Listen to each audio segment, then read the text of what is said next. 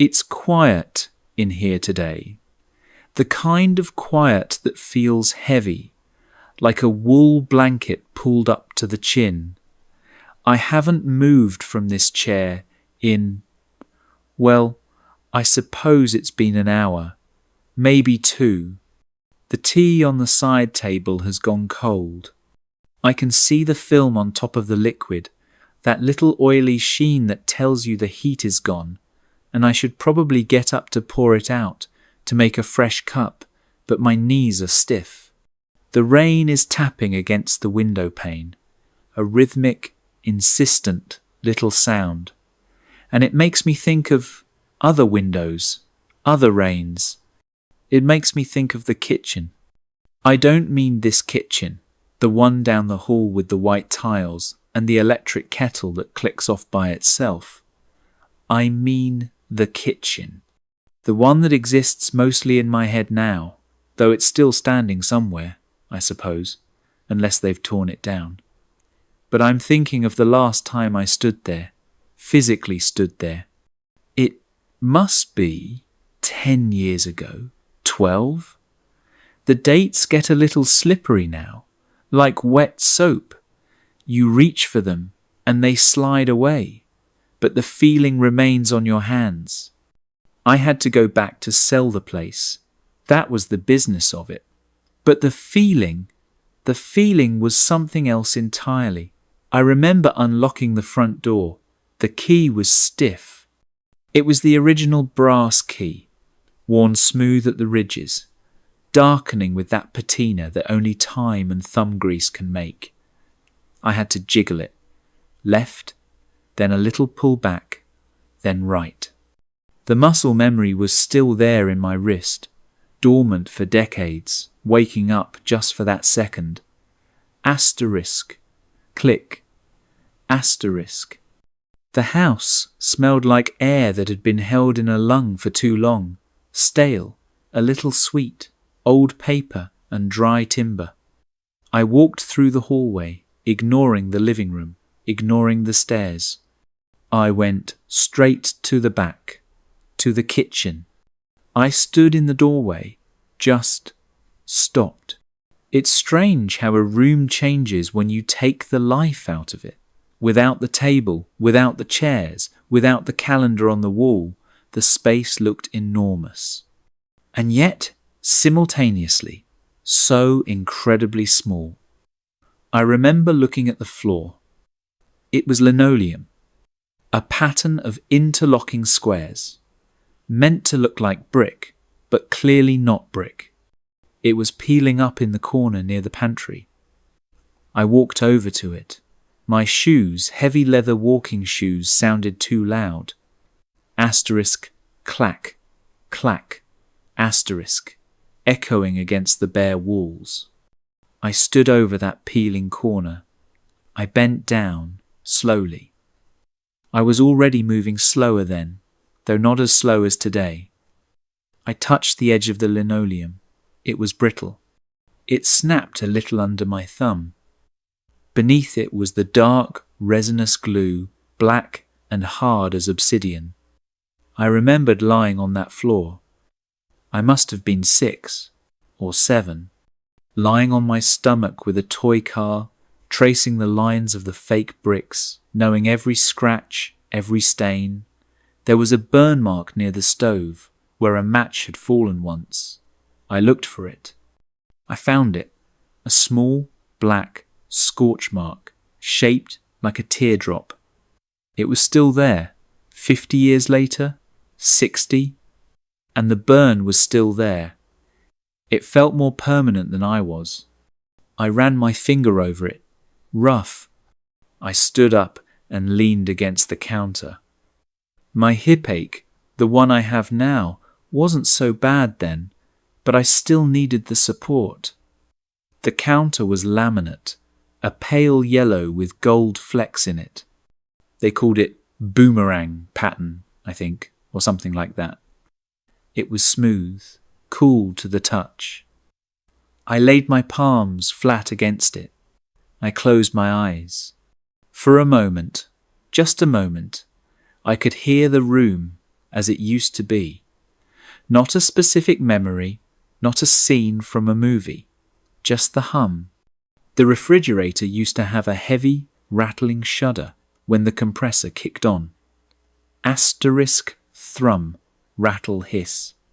Asterisk I listened for it in the silence. I listened for the sound of the water in the pipes. I walked over to the sink. It was cast iron, covered in white porcelain, deep and heavy. There was a chip in the rim, revealing the black iron beneath. I remember when that chip happened. A cast iron skillet slipped from soapy hands. A loud clang that made the whole house jump. I stared at the drain. The metal ring was tarnished, green with verdigris. I reached out and turned the handle, the cold water handle. It was stiff, crusted with minerals. I forced it. It squeaked a high, sharp protest, and then the water came. Not a stream, just a sputter. Brown at first, spitting air, coughing, then clear. I let it run. I put my hand under the stream. The water was shockingly cold. It came from the well, deep down in the earth, untouched by the sun. It was the same water, the same aquifer that had washed my knees when they were scraped, that had filled the kettle for 1,000 cups of tea, that had watered the geraniums on the sill. I cupped my hand and drank a little. It tasted like iron. It tasted like stone. It tasted like being 10 years old and running inside on a hot July day, gasping for breath. I turned the tap off. The silence rushed back in, louder than before. I turned around to face the empty space where the table used to be. A kitchen table is. It's an anchor, isn't it? It holds the room down. Without it, the room felt untethered. I could see the indentations in the linoleum where the legs had stood. 4 little divots. I walked into the center of the room and stood in the ghostly space between those 4 points. The light was coming in through the window above the sink. It was afternoon light. Dust motes were dancing in the shaft of sun. I watched them. Just watched them swirling, chaos and order at the same time. I wondered how much of that dust was us.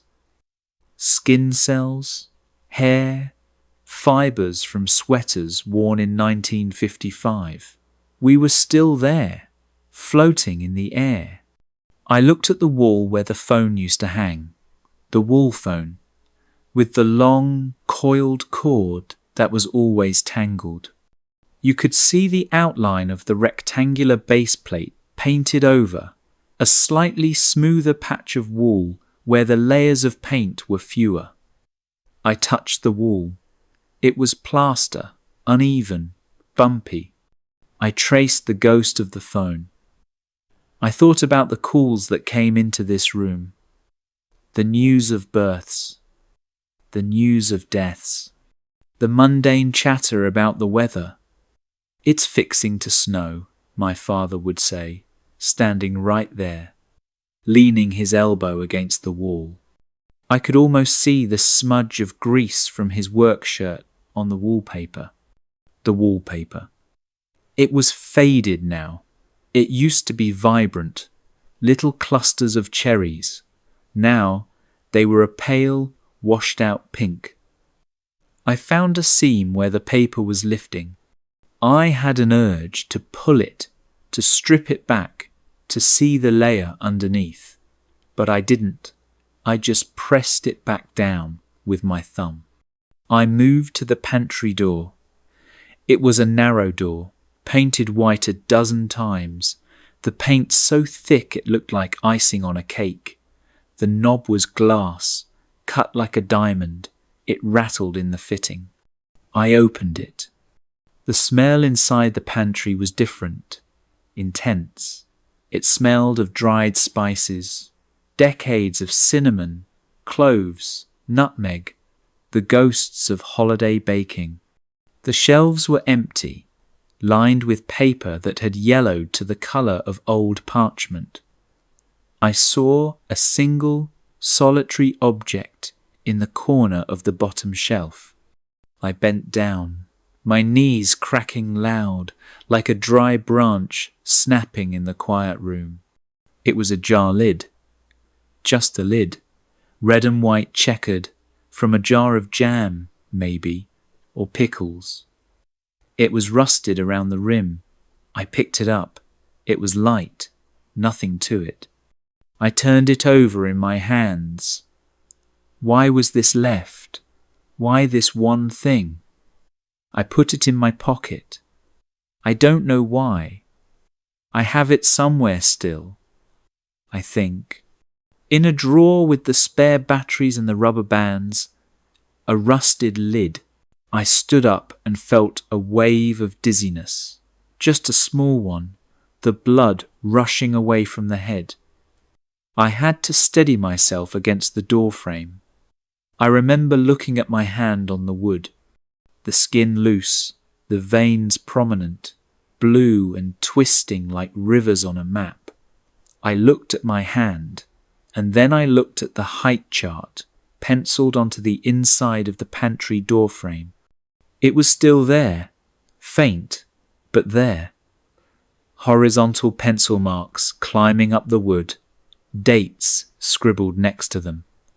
Asterisk 1948, 1950, 1953, asterisk initials. Mine, my brother's. I found the highest mark for me. I placed my hand against it. I was taller than the mark now, of course, but not by as much as I thought. I felt a shrinking. Not physical, maybe, but spiritual. I stood there measuring myself against the ghost of the boy I was. I traced the graphite line. Who held the pencil? My mother? My father? I tried to remember the sensation of the wood against my heels, standing up straight, chin up, shoulders back, they would say. I tried to summon the feeling of being measured, the anticipation of growth, the desire to be big. Now, standing there at the end of things, being big didn't seem to matter much. I was just old. The sun shifted. A cloud must have passed over the sun outside because the light in the kitchen dimmed. The shadows stretched out. The room felt colder suddenly. I walked to the back door, the one that led to the porch. It had a window in the top half, covered by a small curtain that had been left behind. The fabric was brittle, disintegrating. I pulled it aside. The glass was wavy, that old glass that distorts the world. I looked out at the yard. The grass was overgrown. The apple tree was gnarled, half dead, its branches reaching out like skeletal fingers. The tire swing was gone, obviously, but the branch it hung from was still there, worn smooth where the rope had rubbed it for years. I put my hand on the doorknob. I wanted to go out. I wanted to step onto the porch and feel the rotting wood under my feet. But I didn't. I don't know why. Maybe I was afraid the porch wouldn't hold me. Or maybe I was afraid that if I went out, I wouldn't be able to come back in, that the spell would break. So I stayed inside. I turned back to the room. I noticed the outlet covers, Bakelite, dark brown. I noticed the gap between the stove and the counter where crumbs used to fall. I knelt down slowly, and peered into that gap. It was dark. I took a small pen light from my pocket and shined it in there. Dust bunnies, grey and soft, and something else, a marble. A blue cat's eye marble. wedged tight between the cabinet and the floor. I couldn't reach it. My fingers were too thick, too stiff. I tried to pry it out with my car key, but it just pushed further back into the shadows. I left it there. It seemed right. A secret for the house to keep. A piece of treasure for the next boy or the demolition crew. I stood up again, groaning a little. The sound of my own voice startled me. It was the only human sound in the house. I walked back to the centre of the room. I felt heavy. I felt the weight of all the breakfasts eaten here. The oatmeal on winter mornings. The toast. The silence of early mornings before school. The arguments. The laughter. It all felt like it was pressing on the walls, pushing them outward. I looked at the ceiling. There was a water stain there, shaped like a continent. I used to stare at it while I ate my cereal. It looked like Africa, I always thought. It was still there, a little darker, a little larger, but the same shape. It was comforting, in a way, that the leak had never been fixed, that the stain had just been allowed to be. I closed my eyes again and took a deep breath. I tried to capture the smell, not just the stale air, but the memory of the smell beneath it. Bacon, grease, coffee, floor wax, damp wool drying on the radiator. I inhaled until my lungs hurt. I wanted to keep it. I wanted to hold it inside me. But you can't hold breath forever. You have to let it out. I exhaled, and with that breath, I let the room go. I opened my eyes. It was just a room, an empty room with peeling linoleum and a dirty window. It wasn't my childhood anymore. It was just real estate. A box of wood and plaster waiting for a check to clear. I turned away from the window. I walked back toward the hallway.